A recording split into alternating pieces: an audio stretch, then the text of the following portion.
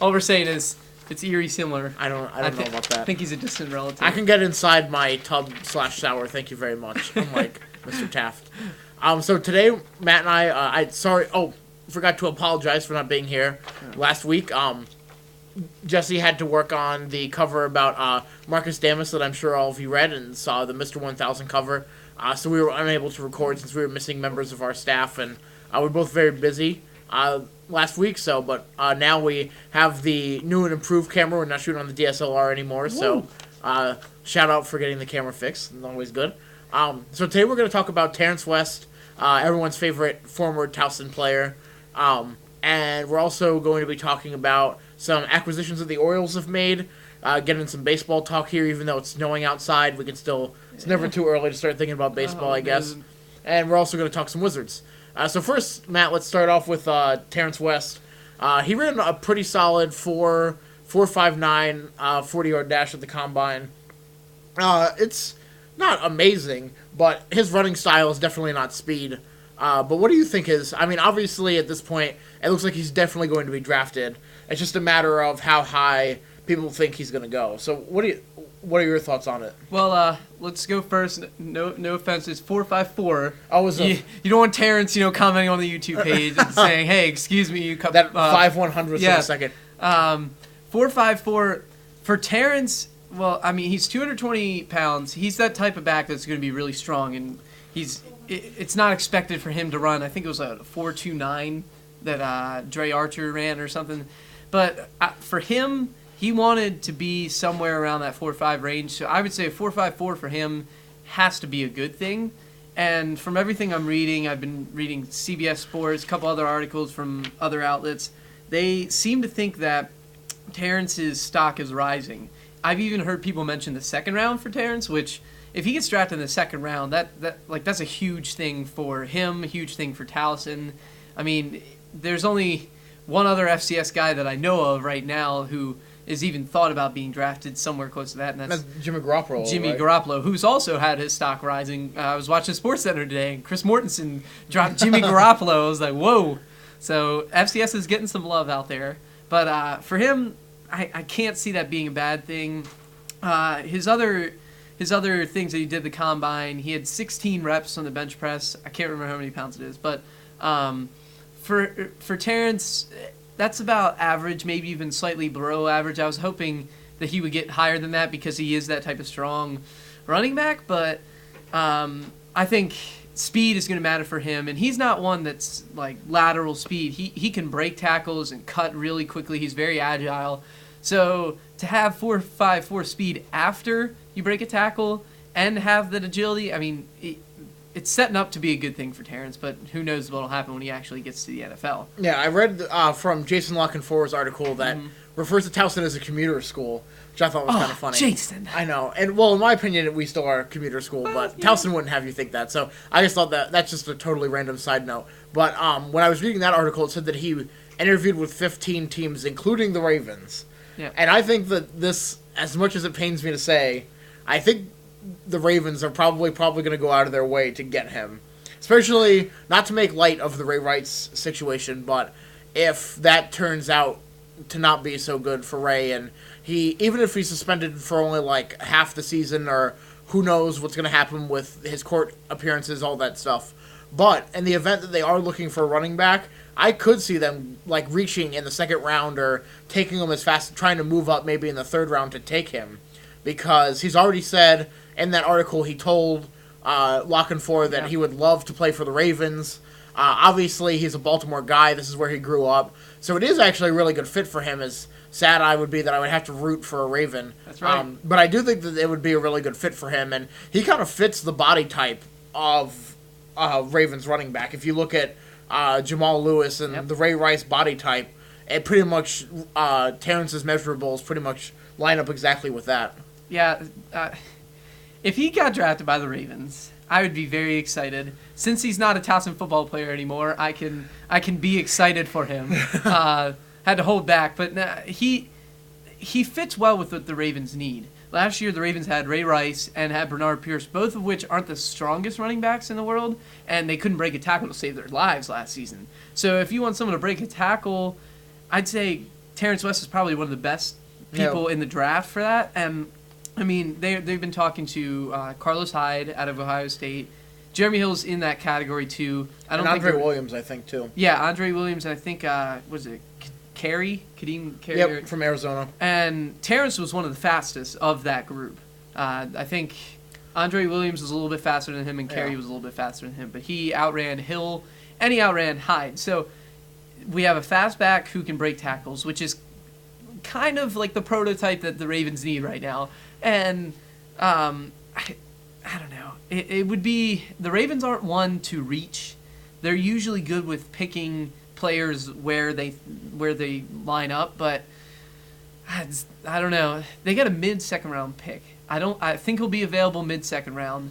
The question would be whether he's available mid-third round. Yeah, because I think mid-second might be a little early for him. Yeah. The main knock that I've seen on him is people, and rightfully so, are kind of concerned about the level of competition that he's played up until this point. Because of grades and whatnot, he obviously, his only choice essentially was to come to Towson.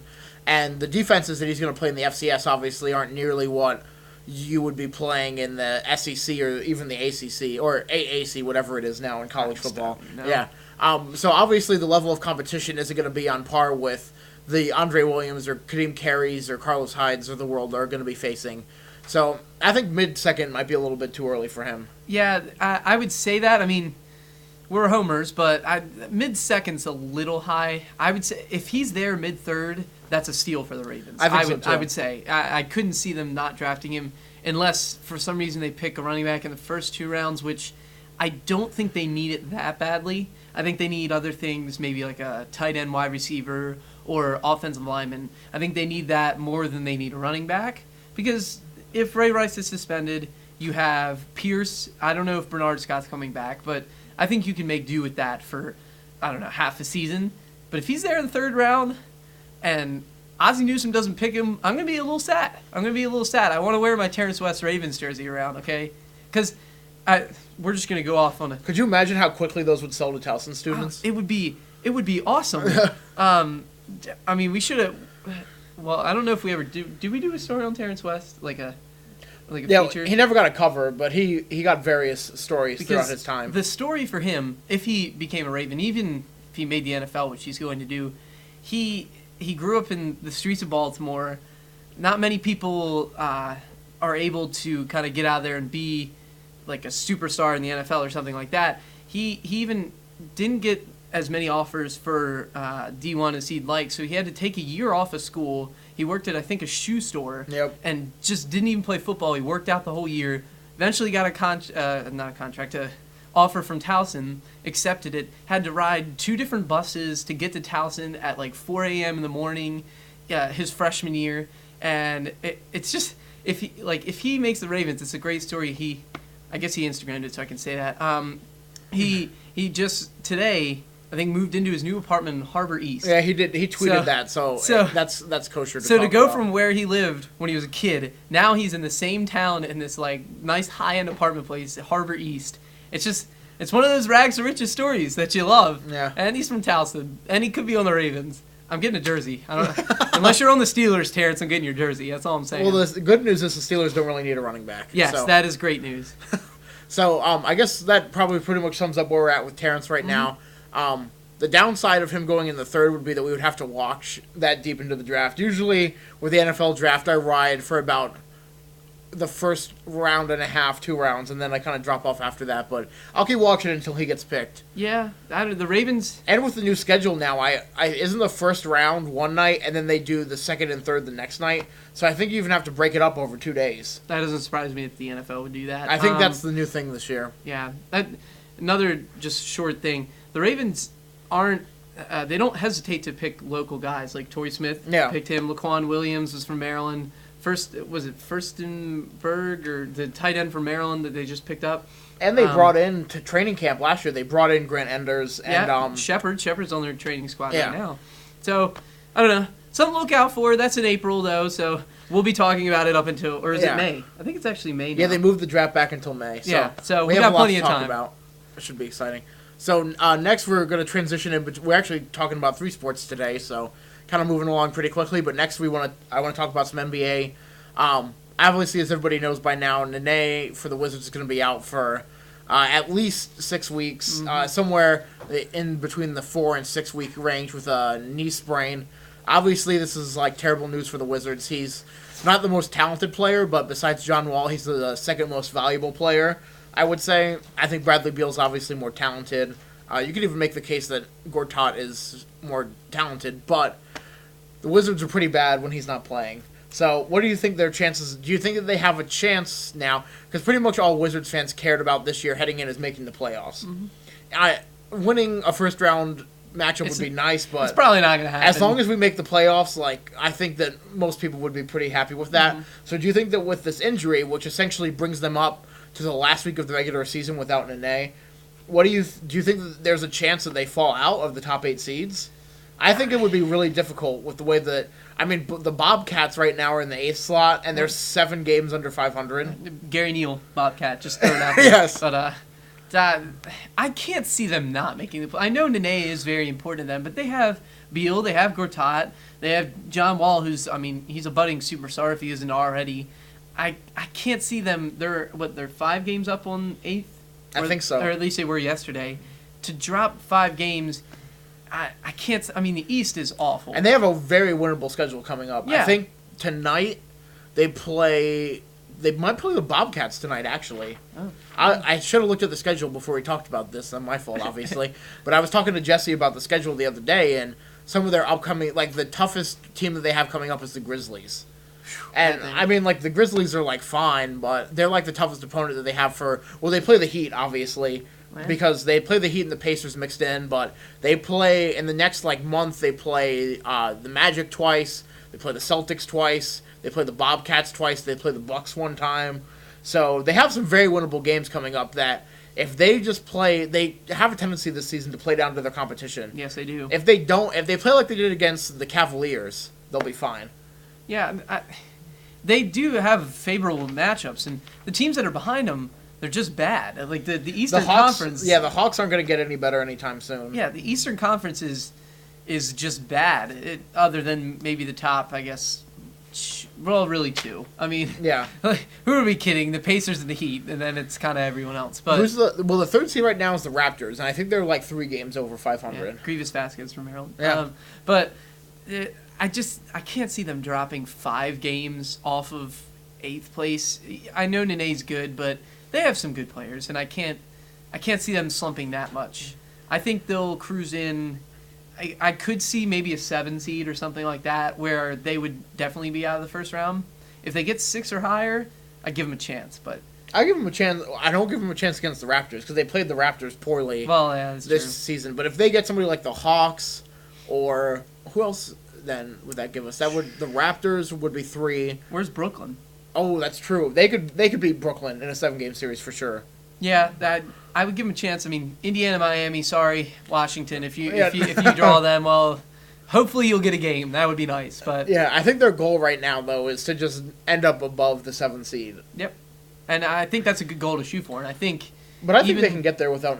Yeah. Nene, whatever. I call him Nene, but his last name too. People never say it. Hilario. Yeah, Hilario. But I don't know. I believe in them. Yeah. I think they could get 6 or higher. I don't think they're going to miss the playoffs, but I could see them also as a 7 or 8. So I don't know. I went to the game, the Pelicans game on Saturday when the that was a good one. Yeah. I know. Unfortunately, Nene was hurt the very next game, but he had the game-winning dunk in that, and there's actually a lot of people in the Verizon Center. And yeah, for a Wizards game, I know. I was surprised too. I would say it was 3/4 filled, which is good for them. That I've never seen that. Yeah, but the Verizon Center was stacked and packed, and they went nuts on that. I went nuts too. I lost my voice for a couple hours on that game-winning dunk, so that was pretty amazing. But in that game, I got to see Andre Miller in his first game, and I like what I saw. He made some pretty poor defensive decisions, but on offense, I think that when he came in and played, I wasn't worried when Eric Maynard came out on the floor. I was like, oh, Eric Maynard's out. The offense is going to stagnate. We're not going to score points for 5 minutes.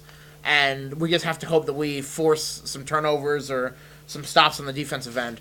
But when Miller was out there, I actually felt pretty confident that they could get it done on offense. He's obviously no John Wall. No. But I think that picking him up before the deadline is even bigger now without Nene because it strengthens their bench. But then you have to think about, I mean, I know a lot of people hated John Vesely, including me, but you kind of have to think maybe if, in retrospect, when you're thinking about, obviously hindsight is 20/20, and you can never predict your starting power forward to get hurt for 6 weeks. But you have to think maybe it would have been worth keeping Vesely around, if nothing else for the depth and the defensive minutes. Yeah, I mean, it would have made sense. I'm not sure. At this point, I'd say we need a big guy more than we even need a backup point guard, but they didn't know that. Yeah. Would have liked them to get Steve Blake, but, Andre Miller I'll settle with. Andre Miller is different than Maynor and different than a couple like Shelvin Mack that we had before in that he has experience. Yeah. So he's not going to be like Maynor where he just never really kind of gelled. Like he knows how to play the game. He knows how to play point guard. He may be slower, but he's smart. He's kind of like a Derek Fisher for the Thunder, something like that, where he may not produce as much as, say, a younger guy would do, but he's smart and he's not gonna kill you. He's gonna be that backup point guard, that probably conservative backup point guard that you want him to be. As far as Vesely, I mean, he just didn't do it, but it would be nice to have more depth.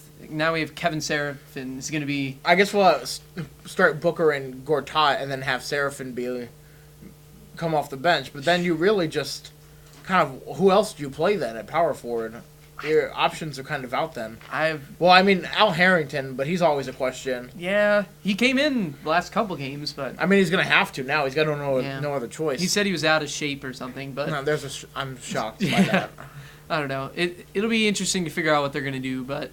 I don't know. I think they could survive. I think they could just play really... Yeah, I think another thing that they could do is play, like, the Miami Heat positionless basketball and play, like, if they really wanted to get creative in, like, the late second quarter and play Andre Miller, Bradley Beal, Martell Webster, and then keep Trevor Ariza on the floor and just play, like, incredibly small ball. And just shoot threes and hope that you make them. I think that they could potentially play that, which is kind of what the Heat do right now, and then keep Gortat down low. And that's pretty much what the Heat do with insert big man here. Because like Chris Bosh plays power forward, but does he really? I hate Chris Bosh. Just not a big fan of you, Chris. Sorry. So I think that they could kind of go with that kind of a rotation. It would be out of the box for the Wizards, and it would definitely be out of their comfort zone. But if they got desperate enough, I could see them playing that kind of basketball and it working for them. Yeah, I mean, it works for the Heat. Granted, the Heat have almost starting five. They're almost all better. Yeah. But still, I think it could work for the Wizards. I think I don't even know if they have to change their offense, but if they did, I think that could be something that would work. We're pretty quick. I mean, we got John Wall. If you throw Ariza in there, you have Bradley Beal in there. You're going to have people who can hit shots. I don't see why it couldn't work. I don't know if they're going to go to that. I don't know if they're going to need to be that desperate, but it's an option if they need it. All right, so I think that does it. Anything else you want to add about the Wizards for now? No, I'm all right, yeah. All right, and then we're just going to wrap the show up. I'm not a big Orioles guy. We actually have never talked baseball on this podcast all year. It's a new day. So for those of you who don't know, I am not an Orioles fan. I used to be an Orioles fan when I was younger, but Peter Angelos, if you're out there watching, you lost my fandom over the whole Masson 2 deal. And then when the Nationals came into town in D.C., obviously they're just closer geographically to me in St. Mary's County, where I went to middle school and high school. So when they came to town, I ditched my Orioles fandom, and I'm all on the Nats now. I know, but Matt and Jesse are both big O's guys. Obviously, we're in Baltimore, so the Orioles are a big deal. So, did you want to talk about some of the acquisitions that the Orioles have made, Matt? I would love to, Munch. Yeah, well, it was a pretty busy week for the Orioles. It started off, they signed Sukmin Yoon from Korea, and we thought, oh, that's the big signing, man. We're really excited. We actually got a pitcher. Little did we know that they would add 2 more stars to the team, Ubaldo Jimenez to a 4-year, I think it was $48 million deal, and then Nelson Cruz to a 1-year, $8 million deal, which... for me, I tweeted about it. I don't tweet about things very often. That's when you know it's important. It was like thrift shopping, okay? Like Macklemore thrift shopping here. Oh boy. Like we start off the offseason. Ubaldo Jimenez was supposed to go for somewhere like $15 to $18 million a year. We got him for 12 because we waited. And then Nelson Cruz was asking, I think he was asking somewhere around 12 to 15, something like that. We got him for 8. Okay, so Dan Duquette, and all that waiting, all the Orioles fans were like, why aren't we signing anyone? Dan Duquette went out there and got some steals. It was like Goodwill shopping out there, and Dan Duquette was the man for signing those two. Now, I guess talking about what they're going to do for us, Jimenez is up and down, but when he's up, he's one of the best pitchers in baseball. Like he did, I think it was 2010 or 11 with the Rockies. Yeah. He was, I don't know, 14-1 or something. And if he does that, we've got an ace, which is what we need to, say, win a World Series. We're going to need an ace. But he has been inconsistent. I can't remember his record, but he had a losing record for the Indians to start off with. If he has a losing record for the Orioles, it may not be the best of deals for us because we need someone who can consistently produce, which is something that we didn't get very often last season and the season before it. And then Cruz, steroid user, not a big fan of steroid users, but if you look at his stats, missed 50 games last season, still had 27 homers. That's pretty good. Yeah. And his most successful season was when he had Josh Hamilton. He batted .318, only 22 home runs, but if you bat .318, you're good. And maybe that same sort of thing will happen with Chris Davis. I guess we'll have to see, but I can't see that being a negative unless he's Mark Reynolds and strikes out every other at bat. But that's my quick synopsis. Do you have anything you want to say about the Orioles? I was actually in the interest of actually knowing a little bit about the Orioles heading into this podcast, I was actually comparing their lineups to some of the other teams in the American League East, obviously, because their goal every year is to get into the playoffs, which means you have to win the division. I don't think they stack up anywhere near to the Red Sox still, but I was comparing them to the Yankees, and essentially everywhere besides the bullpen, I like the Orioles better than I like the Yankees lineup.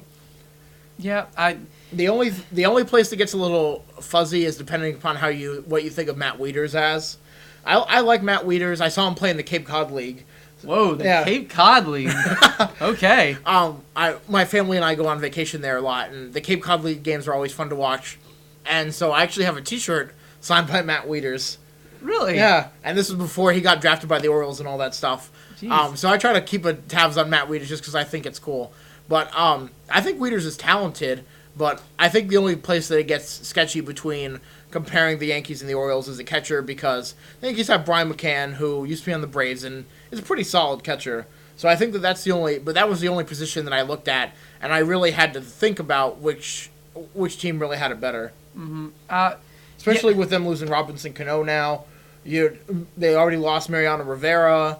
But I think the bullpen for the Yankees is still better, mainly because the Orioles still don't really know what they have for relievers right now, to be honest. Yeah, the comparison to the Yankees is an interesting one, because we're always going to compare to the Yankees. Yeah. That's what we do. The Yankees are having trouble. I'm gonna put it that way. They had their core four for the last 15 years: Jeter, Posada, Pettit, and Rivera, and they won 3 championships with them. They only got one left, and he's leaving. And they haven't seemed to really... And we don't even know how healthy Jeter is. Yeah. And they haven't really seemed to gel since then. They can sign McCann, they signed Beltran, they signed Ellsbury. But it's one thing to bring these guys to the team, and it's another thing to kind of put them together and complement each other. And I don't know if they're going to do it. They have some things to figure out. I think the Orioles did it right, where they built from the system. So we have Manny. Adam Jones, we didn't really build from the system, but we got him young. Same thing with Chris Davis and Wieters. They're gelling. I think we have a good lineup. I think we have a good team that has been here for a while.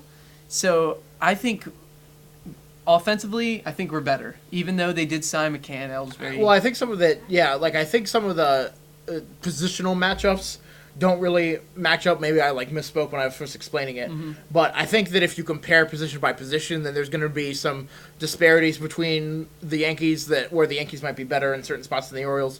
But I think if you look at the offensive picture overall, I think that the Orioles are better. Yeah, and the catcher position's interesting. If Wieters could ever hit like he's supposed to hit, this wouldn't even be a competition. But he's stuck somewhere in the 6-7 position in the lineup. But Fielding-wise, he beats McCann. He beats everyone. Maybe Joe Mauer. That's the only one I could think of. But that's where he needs to improve is his offensive game. So we'll see how that one works out.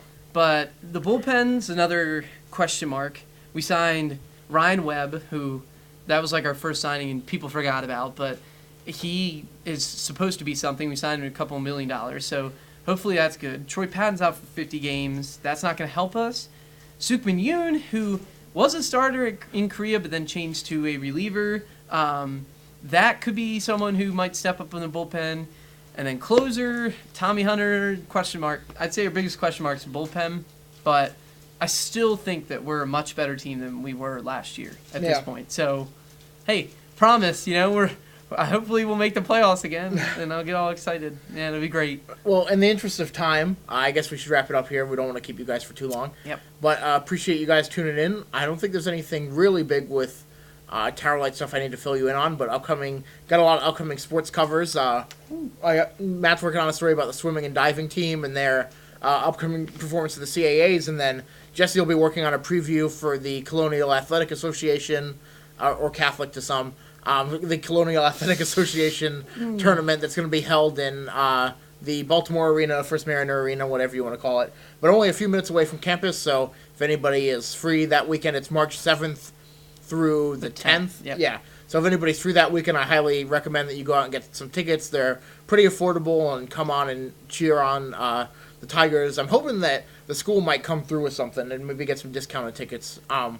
So if any administrators are out there, make that happen. But Jesse and I will be there covering the games, and we'll have full coverage of the CAA tournament, so you also have that to look forward to. Anything else you want to add, Matt? No, I'm really excited to be a fan for the Towson basketball team, since I could be a fan for the football season. So, go Tigers! All right, well, thanks for watching, guys, and we'll talk to you next week.